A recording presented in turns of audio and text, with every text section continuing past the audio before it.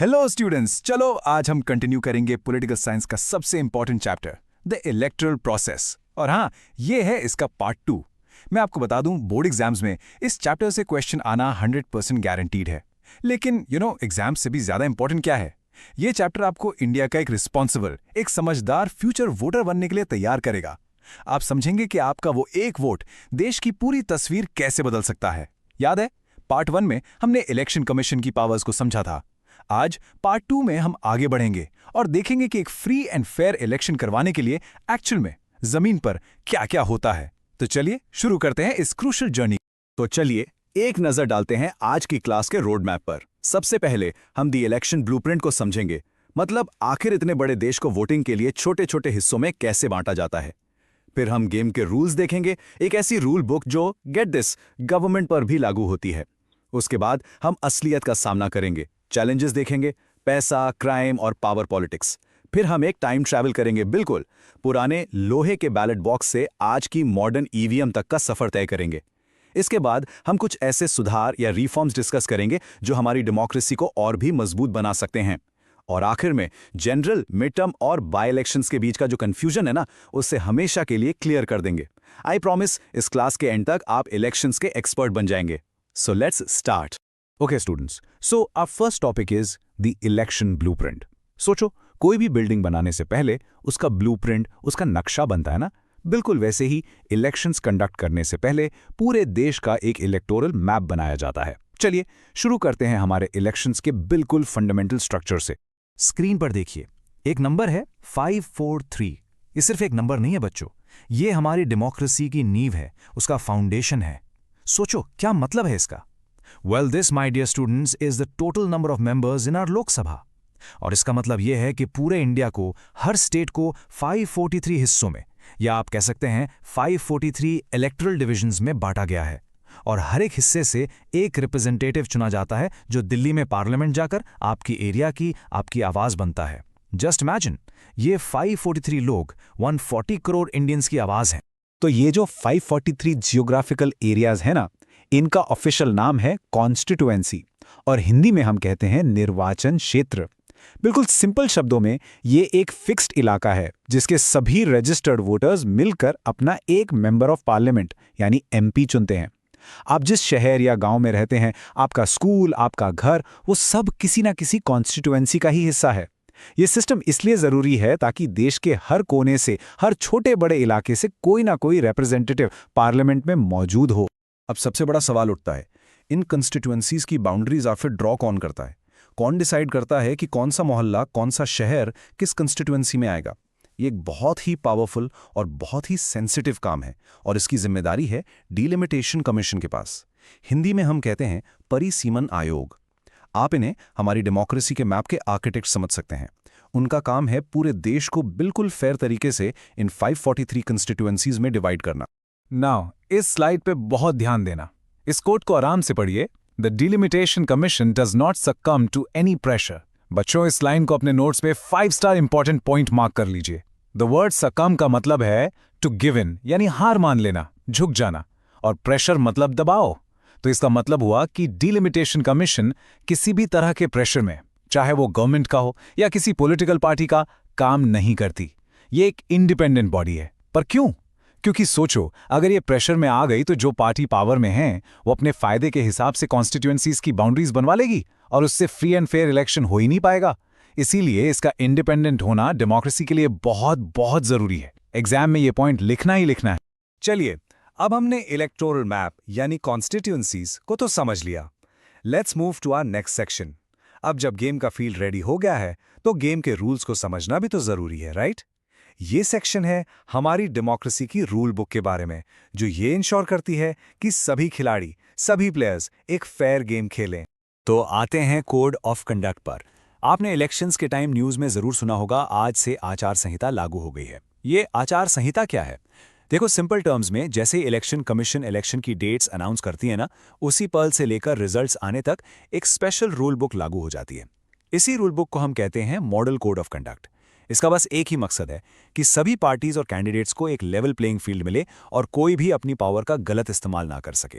तो ये rules follow किसको करने हैं? देखिए स्लाइड पर, it applies to everyone.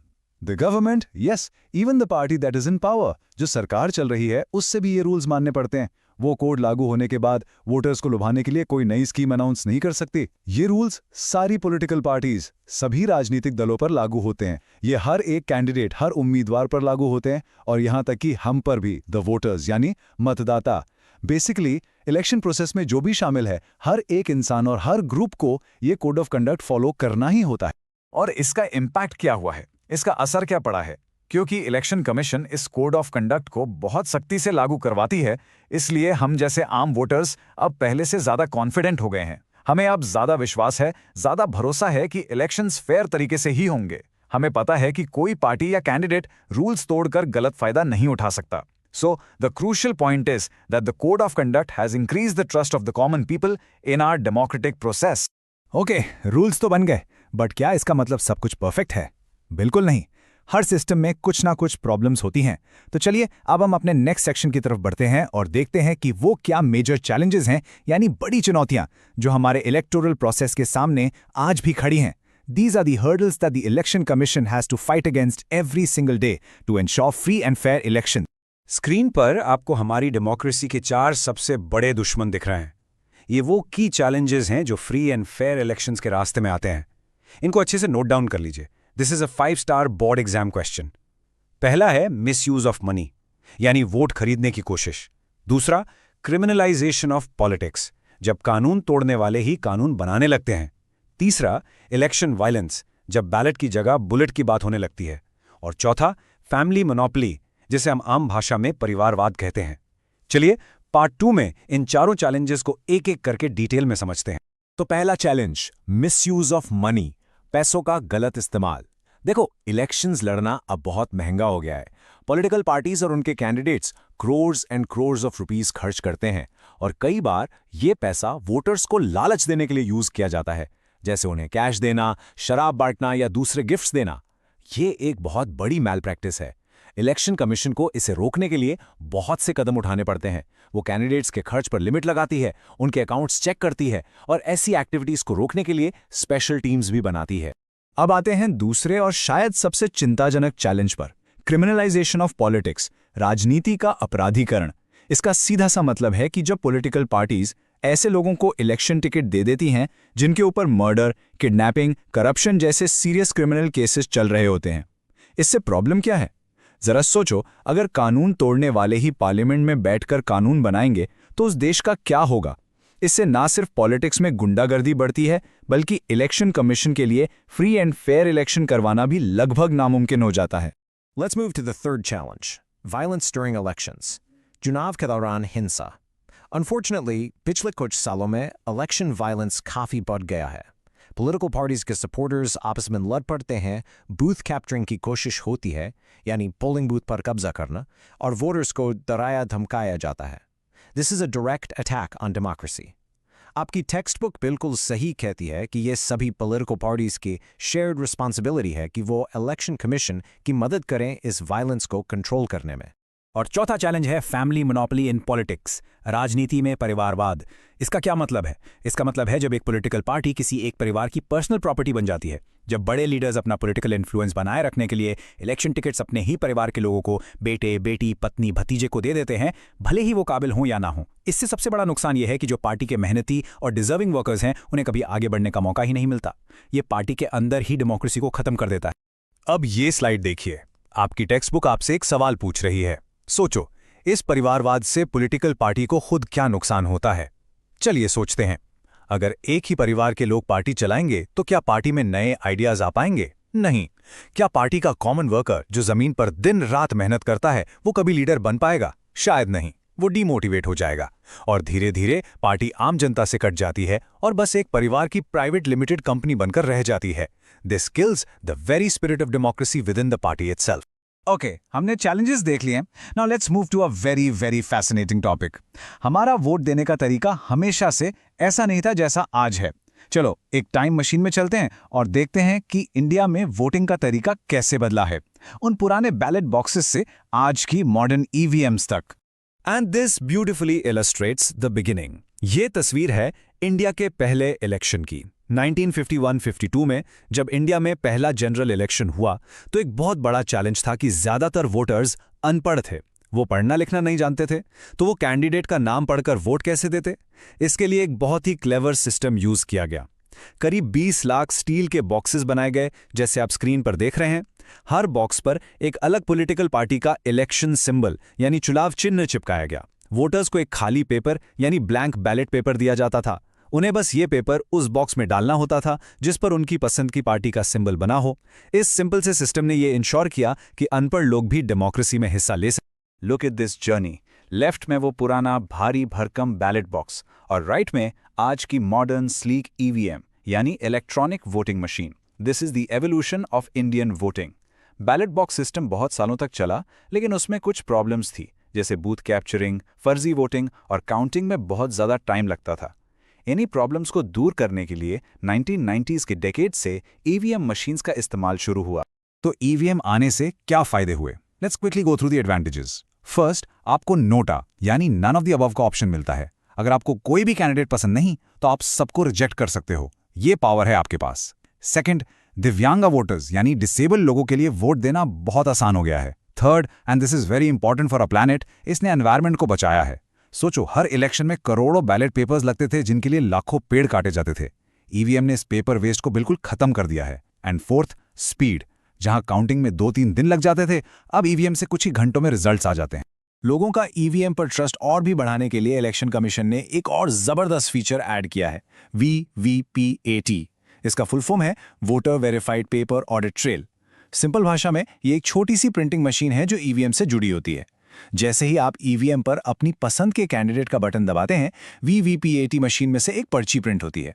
7 seconds के लिए आपको शीशे के पीछे वो पर्ची दिखती है जिस पर उसी कैंडिडेट का नाम और सिंबल छपा होता है जिससे आपने वोट दिया है। यह आपका प्रूफ है कि आपका वोट बिल्कुल सही रिकॉर्ड हुआ है। फिर वो पर्ची कट कर एक सील्ड बॉक्स में गिर जाती है। इसने पूरे प्रोसेस को बहुत ज्यादा ट्रांसपेरेंट बना दिया है। डेमोक्रेसी स्टूडेंट्स कोई मंजिल नहीं है, इट्स अ जर्नी। ये कोई ऐसी चीज नहीं है जो एक बार मिल गई और काम खत्म हो गया।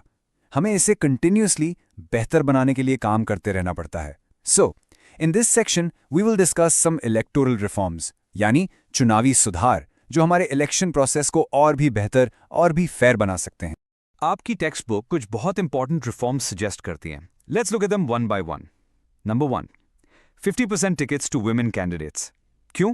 क्योंकि जब तक आधी आबादी को आधी रिप्रेजेंटेशन नहीं मिलेगी तब तक ट्रू डेमोक्रेसी नहीं आ सकती। Number 2, bar candidates with criminal backgrounds. क्यों? ताकि हमारी पॉलिटिक्स साफ हो और लॉ मेकर्स लॉ ब्रेकर्स ना हो। Number 3, government should bear election expenses. क्यों? इससे पार्टीज के ऊपर से फंडिंग का प्रेशर हटेगा और काले धन का इस्तेमाल इलेक्शंस में कम हो जाएगा। And number 4, amend the election law the representation of the people's act, ताकि इन सभी सुधारों को कानूनी तौर पर लागू किया जा सके। नाउ लेट्स पॉज और इस सवाल के बारे में सोचते हैं। ये हमारी डेमोक्रेसी का सबसे फंडामेंटल, सबसे बुनियादी प्रिंसिपल है। What do you understand by one vote one value? इसका मतलब बहुत सिंपल लेकिन बहुत पावरफुल है। इट मीन्स कि हर एक सिटीजन के वोट की कीमत, उसकी वैल्यू बिल्कुल बराबर है। चाहे वो वोट देश के प्राइम मिनिस्टर ने दिया हो, या एक बहुत बड़े बिजनेसमैन ने, या एक किसान ने, या फिर एक स्टूडेंट ने, हर वोट की ताकत बराबर है। किसी का वोट किसी से ज्यादा इंपॉर्टेंट नहीं है। This is the soul of equality in a democracy. Okay, we are now in the final section of our chapter. आप लोग अक्सर न्यूज़ में सुनते होंगे जनरल इलेक्शंस हो रहे हैं या मिड टर्म इलेक्शंस या बाय इलेक्शंस। ये अलग अलग टाइप्स के इलेक्शंस आखिर हैं क्या? कंफ्यूजन होता है ना? चलो आज इस कंफ्यूजन को हमेशा के लिए खत्म करते हैं, क्योंकि not all elections are the same. Let's understand this table very carefully. First, general elections यानी आम चुनाव। ये कब होते हैं? जब लोकसभा अपना 5 साल का टर्म पूरा कर लेती है। So they are held regularly every 5 years पूरे देश में एक साथ। Second, mid term elections. Mid term का मतलब ही है टर्म के बीच में। अगर चुनी हुई सरकार 5 साल पूरा करने से पहले ही अपनी मेजॉरिटी यानी बहुमत खो दे और कोई दूसरी सरकार बनाना भी पॉसिबल ना हो तो टाइम से पहले ही पूरी लोकसभा के लिए दोबारा इलेक्शंस करवाने पड़ते हैं। इन्हें कहते हैं mid term elections. And third, by elections यानी उपचुनाव। ये पूरे देश में नहीं होते। अगर किसी एक पर्टिकुलर सीट का रिप्रेजेंटेटिव फॉर एग्जांपल रिजाइन कर दे या उसकी डेथ हो जाए तो सिर्फ उस एक खाली सीट को भरने के लिए जो इलेक्शन होता है उसे बाय इलेक्शन कहते हैं। अगर आपको ये क्लास पसंद आई और कॉन्सेप्ट्स क्लियर हुए तो इस वीडियो को लाइक करें, अपने दोस्तों के साथ शेयर करें और गैलेक्सी क्लासेस को सब्सक्राइब करना ना भूलें। बेल आइकन भी जरूर प्रेस करें फॉर फर्दर नोटिफिकेशंस। मिलते हैं अगले चैप्टर में।